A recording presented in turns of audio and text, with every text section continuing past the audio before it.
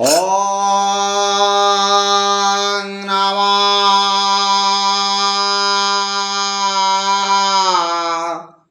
भगवते वासुदेवाय कृष्णाय गोविन्दाय श्री जगन्नाथाय नमो। भगवान श्री कृष्णचंद्रंकर कमल पाद पद्मे ब्रह्म मुहूर्तरे अनंत कोटि प्रणाम। ब्राह्मण गोरो एवं कृष्ण रस पिपासु राम रस पिपासु भक्त वृंद मातृशक्ति माओ भौणी मान को साधु संत मान को ए ब्रह्म मुहूर्तरे अनंत कोटि मथालुटा प्रणाम। तेवे आज आसंतो श्रवण करिवा आज्ञा भागवत। भगवान श्रीकृष्ण द्वारिका को प्रवेश करुचंदी। तेवे युधिष्ठिर राज तिलक कर श्रीकृष्ण द्वारिका को गले। आउ द्वारिका लोक माने रथयात्रा दर्शन कले। आउ रथरे विराजित द्वारिकाधी शंकर नित्य दर्शन कर। तांको हाथ रे शंख चक्र गदा पद्म तांको रथ सुनारे तैयारी एपरी दृश्य आम हृदय को द्रवीभूत कर दिए। शरीर रथ रे श्रीकृष्ण को दर्शन कर। भक्त माने हृदय सिंहासन रे प्रभु को बसाई दर्शन करती। ज्ञानी माने समाधि रे ललाट रे ब्रह्म दर्शन करिछंदी। आउ द्वारिकाधीर द्वारिका रे प्रवेश कले। नगरर लोके कहते आपण कृपारू ये सब ठीक अच्छी केवल आपण दर्शन करू आमर दुख थिला। ओं नमो भगवते वासुदेवाय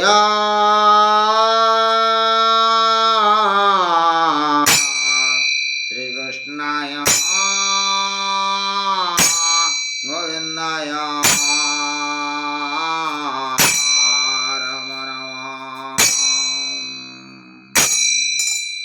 गोविंद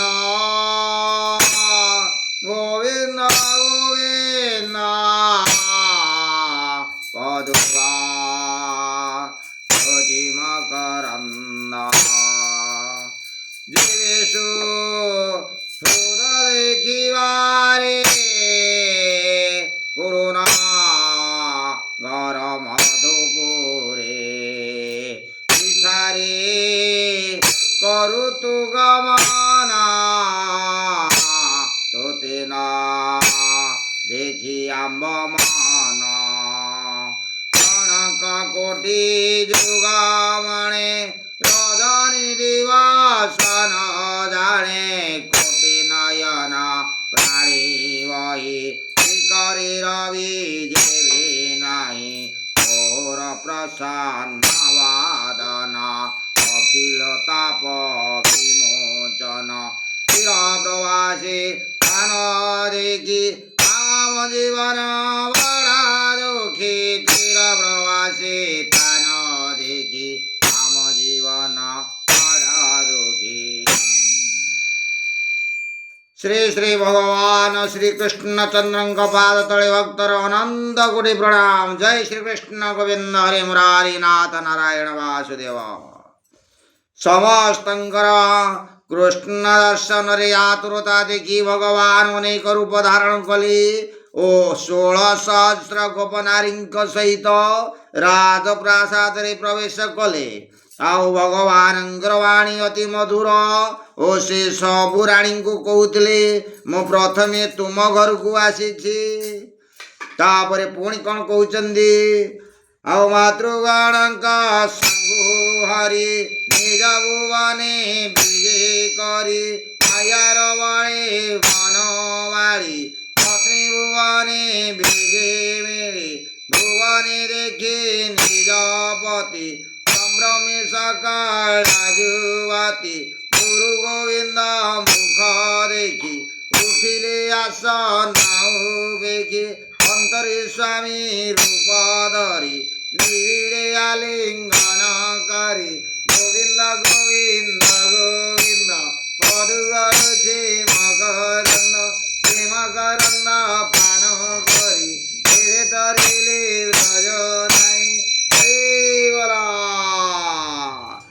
द्वितीय दिन राणी मानक मध्यरे प्रेम कलह ହେଲା ଆଉ ଭଗବାନଙ୍କର ଏହା ଦିବ୍ୟ ଲୀଳା।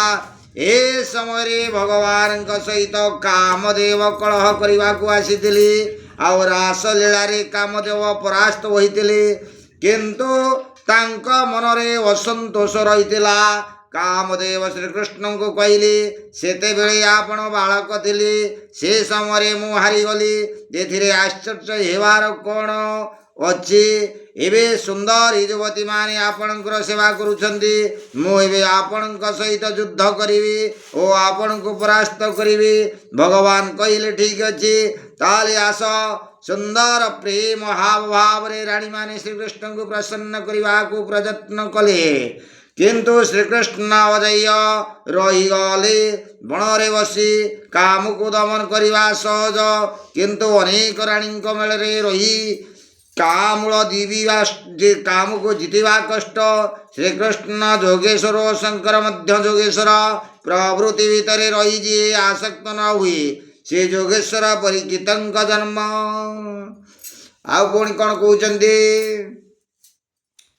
ଆଉ ତକ୍ଷଣେ ସର୍ବଶୁଭବେଳେ ଗ୍ରହ ସକାଳେ ଅନୁକୂଳେ ବାଳକ ହୋଇଲା ବାହାର ଗୁଣୀ ପାଣ୍ଡବ ବଂଶଧର। ଅତି ସୁନ୍ଦର ବିରାଜିଲା ଉଣିକି ପାଣ୍ଡୁ ପ୍ରକାଶିଲା। ଓಂ ନମୋ ଭଗବତେ ବାସୁଦେବାୟ। ଭାଗବତର 12 ଅଧ୍ୟାୟର ପରୀକ୍ଷିତଙ୍କର ଜନ୍ମ କଥା କୁହାଯାଇଛି। ଆଉ ଉତ୍ତରା ଗର୍ଭରୁ ପରୀକ୍ଷିତ ଜନ୍ମ ହେବା ପରେ ମନେ ହେଲା ସତେ ଯେପରି ସେ କାହାକୁ ଖୋଜୁଛନ୍ତି। ସେ ଖୋଜୁଥିଲେ ମାତୃଗର୍ଭରେ ପୂର୍ବରୁ ଦର୍ଶନ କରିଥିବା ସେହି ଚତୁର୍ଭୁଜ ପରମାତ୍ମାଙ୍କୁ। ଆଉ ପରୀକ୍ଷିତ ଭାଗ୍ୟଶାଳୀ ଥିଲେ, କାରଣ ସେ ମାତୃଗର୍ଭରେ ଭଗବାନଙ୍କୁ ଦର୍ଶନ କରିଥିଲେ। ତେଣୁ ସେ ଉତ୍ତମ ଶ୍ରୋତା ଯୁଧିଷ୍ଠିର ପଣ୍ଡିତମାନଙ୍କୁ କହିଲେ, ପରୀକ୍ଷିତଙ୍କର ଗ୍ରହଚକ୍ର ବିଚାର କରି ତାର ଫଳାଫଳ ଆପଣମାନେ ଘୋଷଣା କରନ୍ତୁ। ପଣ୍ଡିତମାନେ କହିଲେ, ଏହାର ସବୁ ଗ୍ରହ ଭଲ ଅଛି, କିନ୍ତୁ ମୃତ୍ୟୁ ସ୍ଥାନ ଖରାପ ଅଛି। ଏହାର ସର୍ପଦଂଶନରେ ମୃତ୍ୟୁ ହେବ। ଏହା ଶୁଣି ଧର୍ମରାଜଙ୍କ ଦୁଃଖ ହେଲା। ମୋ ବଂଶରେ ଜାତ କୌଣସି ସନ୍ତାନର ସର୍ପଦଂଶନରେ ମୃତ୍ୟୁ ହେବା କଥା ନୁହେଁ। ପଣ୍ଡିତମାନେ ଧର୍ମରାଜଙ୍କୁ କହିଲେ, ସର୍ପଦଂଶନରେ ଏହାର ମୃତ୍ୟୁ ହେଲେ ମଧ୍ୟ ତାର ସଦ୍ଗତି ହେବା। ତାର ଅନ୍ୟ ଗ୍ରହ ସବୁ ଶୁଭ ଅଛି। ଏହିସବୁ ଗ୍ରହମାନଙ୍କୁ ବିଚାର କରି କୁହାଯାଇପାରେ ଯେ ଏହା ପରୀକ୍ଷିତଙ୍କର ଅନ୍ତିମ ଜନ୍ମ। ଆଉ ନବମ ସ୍ଥାନରେ ସ୍ୱଗୃହରେ ଉଚ୍ଚ କ୍ଷେତ୍ରରେ ବୃହସ୍ପତି ଥିବାରୁ ସେ ଧର୍ମାତ୍ମା ହେବେ। ଜୟ ଶ୍ରୀକୃଷ୍ଣ ଗୋବିନ୍ଦ ହରେ ମୁରାରୀ। ହେ ନାଥ ନାରାୟଣ ବାସୁଦେବ, ହେ ନାଥ ନାରାୟଣ ବାସୁଦେବ, ହେ ନାଥ ନାରାୟଣ ବାସୁଦେବ। ପୁଣି ପୁନର୍ବାର ଆସନ୍ତୁ ଶ୍ରବଣ କରିବା ଯେ ପରୀକ୍ଷିତକୁ ସର୍ପ ଦଂଶନ ହେବା କଥା ନୁହେଁ, କିନ୍ତୁ ଅନ୍ୟ ଗ୍ରହମାନେ ତାଙ୍କର ଉଚ୍ଚ ଥିବାରୁ ପରୀକ୍ଷିତକୁ ମଧ୍ୟ ସର୍ପ ଦଂଶନ କଲେ। ଯେ ପଣ୍ଡିତମାନେ ବିଚାର କରି କହୁଛନ୍ତି ସେ ମୁଖ୍ୟ ହେବ ବୋଲି। ତେବେ କିଭଳି ଭାବେ ପରୀକ୍ଷିତ ମହାରାଜ ମୁଖ୍ୟ ହେବେ, ତେବେ ଆସନ୍ତାକାଲି ଆମେ ଶ୍ରବଣ କରିବା।